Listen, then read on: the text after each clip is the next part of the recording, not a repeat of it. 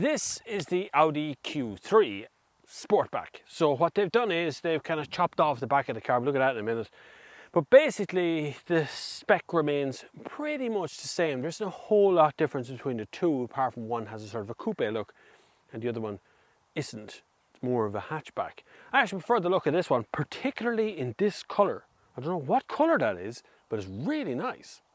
We're going to have a quick look around this car and see what it's like. The full review of the Audi Q3 is already linked up here, which is the standard one. The interior hasn't changed a whole lot between the two. So let's sit back, relax and have a look around this car.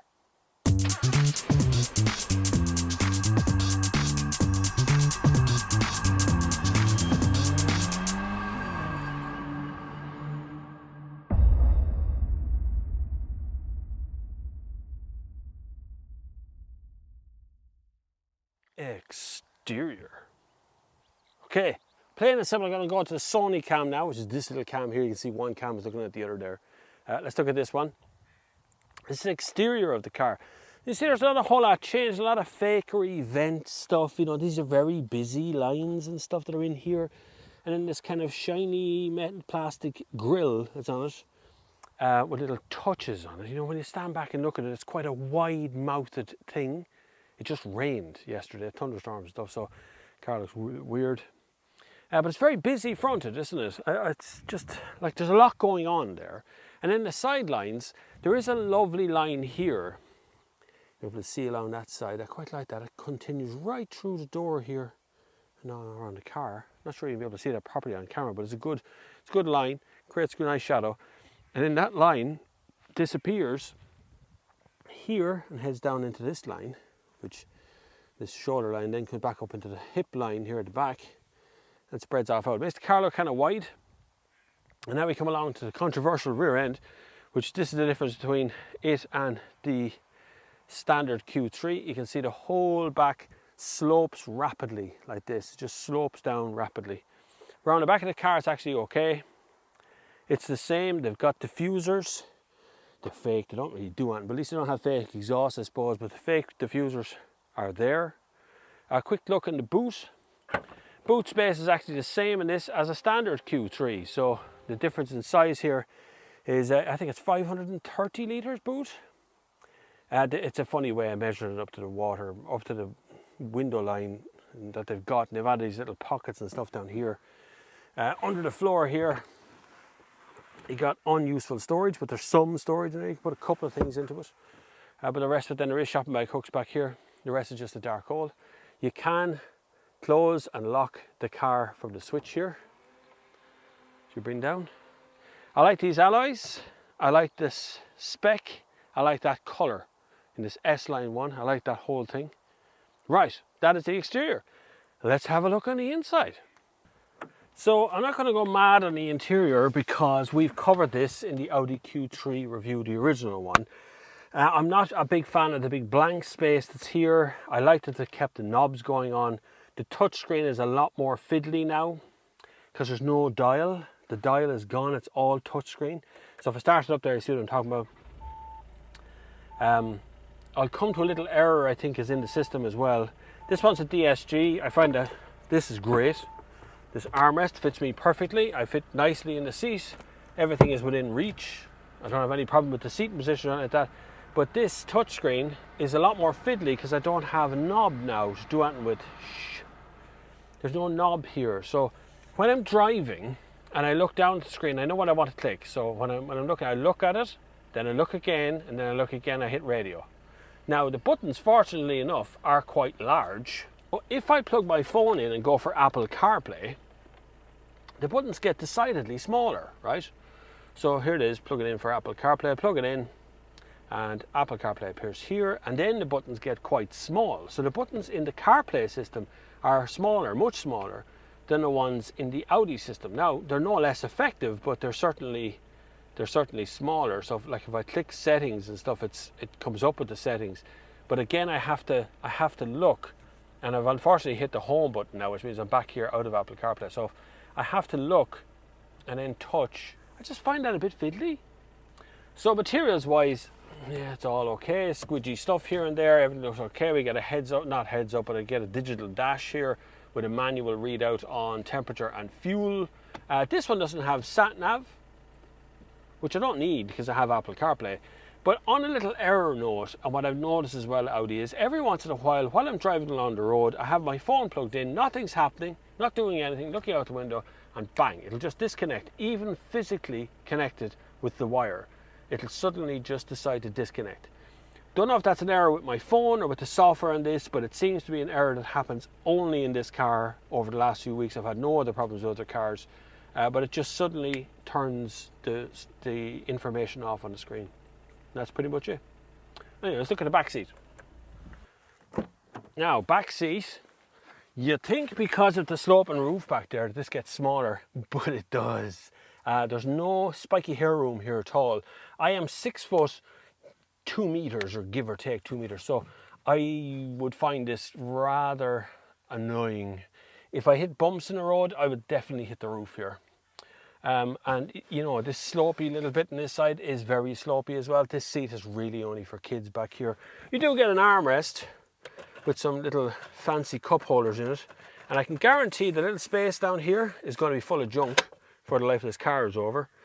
You probably won't fit 3 people across here. I wouldn't suggest to be very comfortable, but you do get 2 USB-C ports and vents back here, so at least you can charge your devices. And the back of this seat is plastic. No map reading bins. They're an optional extra. Yeah, the optionalist of Audis tend to last a long time. Let's talk about engines. So a quick word on engines. There's petrol and there's diesel. Audi don't really talk about the size of engines anymore. They put numbers on the back of the car to denote kind of what horsepower is in and what kind of product is in it as well. So to run through them really quick, a 30 on the back of it has between 109 and 128 horsepower. That's a 3.0. A 35 is 147 to 180. A 40 is 167 to 201. See, it's confusing. A 45 is 226 to 248. A 50 is 281 to 308. A 55 is 328 to 368. A 60 is 429 to 455, and a 70 is 536 horsepower plus. If ever there was a bad reason to change the naming convention in any car, I would suggest that the horsepower's output of it is one of them. It's to do with WLTP, of course. Horsepower varies from car to car, depends on the tires, they're all different. So between 2 levels is probably a good idea for tax purposes, but very confusing for the end user buyer who's out there. So there's diesel and petrol, there's a 2 litre petrol, there's a 1.5 litre petrol, both TFSI, and then there's diesels to choose from as well, and different horsepowers. Now, okay, so you have petrol and diesel. You can have a 230 horsepower petrol or a 150 horsepower petrol, or you can have the diesel versions of those are both 150 horsepower automatic and manual. This one's an auto diesel. So, are you confused yet? Because I am. Now look, the Q3 is not an off-road vehicle, and yes, I am kind of, well, I'm not on tarmac. The Curra plains are pretty much as hard as tarmac, and bits of it are actually tarmac. But in actual fact, the dampers are okay on this. I find it quite pleasant to even just trundle about here in a sort of uncomfortable drive across the bumpy grass. Now we're on a bit of dirt track. We'll get out on the road now up ahead, so it's okay. The road's not far away. Just have to go under this bridge here. That's train track above me, by the way. I'm from round here. From round here I am. Audi have been working fairly hard on trying to make these cars a little bit different from one another, like the Q3 and the Q3 Sportback visually look differently. I prefer the look of this one. I don't prefer the price of this. It actually starts a little over 40 grand in this country, which is a bit much, but still cheaper than an electric car. You know, if you take away the grants distort the whole price of things. But this car, a little over 40 grand is a bit rich. This one is probably a little bit closer to the 50 mark with all the options and stuff that is on this as well. I do really admire what Audi has done with the USB ports, and a lot of people say, stop going on about USB ports, you don't have to worry about them, USB, But you know what, there is a normal USB port in this, and there's a USB-C port in this up the front here, so you have choices. Who has a phone with a USB-C port on both ends? I have a USB-C port on one end of a phone, the phone end of it, but the other end is a standard USB connection. And I know this is kind of pedantic, but how often do you change your cars? You change your phones much more often than you change your cars, really, don't you? Anyway, the damping in this car is actually really good. Handling is fine. This one does have AdBlue, which has 4,000 kilometer range in it as well. It's not something I ever take into, and it's not something that's ever told to us as well when it comes to fuel economy in the car. It's not something we really take into consideration, when in actual fact we probably should, because that's quite an expense, that AdBlue, that stuff. Horses are a regular occurrence out here in the Curragh, because this is the, right here is the Curragh racecourse to my right now. And we're coming up to the back entrance of the racecourse here. It's where the Grand National's held here in Ireland, the Derby it's called. Steering on the petrol one I found a little bit on the light side, so it felt like you were turning a dish. It's a bit better on this one, but still feels a little bit too electromechanic. You know, it doesn't feel like I'm properly connected up to the wheels out there. You can go through the drive select system, which allows you to be able to change from off-road, efficiency, comfort, auto, dynamic. I kind of put it in auto and left it there, and it just does its own thing. You don't feel like you need to change that too much. I didn't change the off-road on the way back there either. I would prefer the petrol version of this car just for convenience sake, for zipping around the town. 1.5 TSI would do me fine. 2 litre would give you a nice bit of horsepower, 230 horsepower for the 2 litre petrol is okay. The diesel one for the longer drive, longer commute, yeah, no problem. This thing, when I picked it up, had a range of 870 kilometers on a single tank, so that's pretty good. You know, that's okay for a car of its shape. I'd still be more of a fan of the Audi A3, the standard saloon, and I know you guys aren't buying that car. You're not buying saloons or hatchbacks, you're buying small SUVs, so you're looking at this. And out of the Q3 and the Sportback, I'd have a Sportback because it looks a little bit tastier, particularly in these alloys and in this colour. I'd actually probably have this spec. It's a fine car, it really is. It does absolutely nothing wrong when it comes to the range. It's not going to be exciting. I don't think you're going to get. I think you will look out the window and go, God, that's a good-looking car. But ultimately, it doesn't excite in what should be a luxury brand of car, you know. I don't think the Audi Q3 Sportback does really anything wrong, and I think they've actually improved the looks from the Q3, the standard one. I miss the kind of clamshell design they used to have on some of the Q cars that were out there first. Clamshell on the back. It was quite nice. It was something like different, you know. And this one is more traditional styling. Still, it's a damn fine car. I think you'd be very happy driving around in this. Particularly spec up DSG would be critical for me. Active cruise control I would certainly take as an option. I think Audi's doing a disservice there to not put in some netting on the back of the seats for map holders and storage and stuff. The storage bins are fine, there's plenty out there, but you know, as a family vehicle, you always run out of storage, always, permanently in a state of looking for new storage in a car. So it's a bit weird when it's not there and it becomes an option. As always, the option list on Audi is quite long, and usually is anyway. Not a whole lot you can do about that. It's always been that way since the dawn of time. Motorway trundling, this has 150 horsepower from the diesel, so when I put my foot down, that turbo cuts in, the engine becomes a little bit coarse on the top end, but it's okay. You know, as a cruiser, you sit on the motorway, I'm going to flick on the active cruise control here, set it to 120, engage, and she sits there now following that van in front of me as well. Actually, it's an Audi A3 Saloon about to overtake me here, a blue one. It's proper colour, great alloys on it. Ah yeah, that's it, that's the one, there it is, that's beautiful. That A3 is one of the handsomest cars on the road. We'll overtake some trucks and vans here. Audi power, diesel power. Dan Ryan's going to put it in front of me. No, he's not, he's braking. So you see the active cruise control doing its thing here. Past the Snap-on truck, Snap-on, good tools.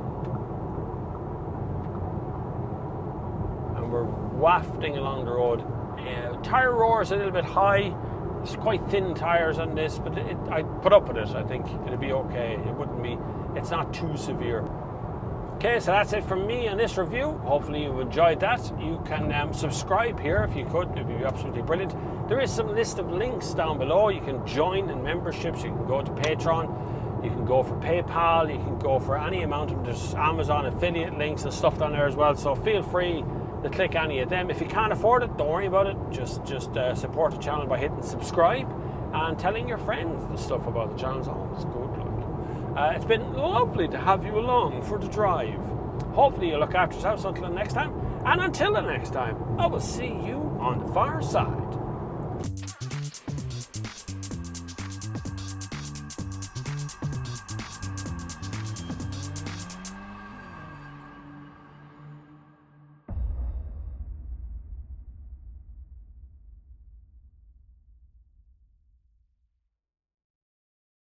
So as behind the scenes sort of thing, what I have to now is go and swap this car. So I'm driving straight up to Dublin right now. I'm going to swap it out. I'm not sure what the car is that I'm getting. It's supposed to be an Audi A1 City Carver, which sounds amazing, but actually it's just an A1.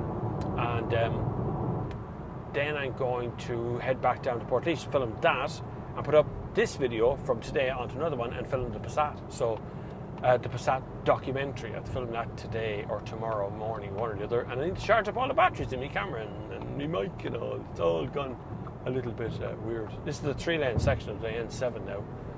The speed limit now has gone to 120 along here, and everybody drives in the middle. As you might be able to see from that camera, there's actually a breaker line up there as they're entering around into the motorway with us. So it's 2 lanes here. Now it's 3 lanes, so I'm going to flick over into the correct lane for driving with this truck. But I know that this truck is going to be going a little bit slower than me, so I'm going to pull up behind him, and when the time is right, I'm going to indicate, pull out to overtake, and have a look at what's beyond him. So you can see a van in the middle road up there, and the van is staying right where he is, and that's an end of that. I don't recognise that there's a lane to my left at all. This is the van driver. I'm just going to sit right there. One thing about Audis as well, and Volkswagen Group cars, they don't undertake. You have to force them to undertake. So when you come up behind a car that's travelling in the middle lane, it will just match its speed. It doesn't undertake at all. This new section is brilliant. Really has taken a good 15 or 20 minutes off my journey to Dublin from Portlaoise. You say 15 minutes anyway. If it's quiet like now, this extra speed to get along here is absolutely brilliant. The Dan Ryan truck is overtaking me very, very slowly. You see the car with cruise control goes back up and down from the speed limit. It's lovely.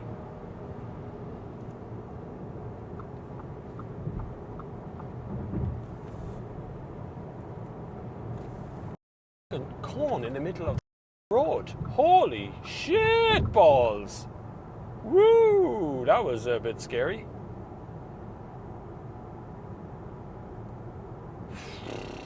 I was not expecting that.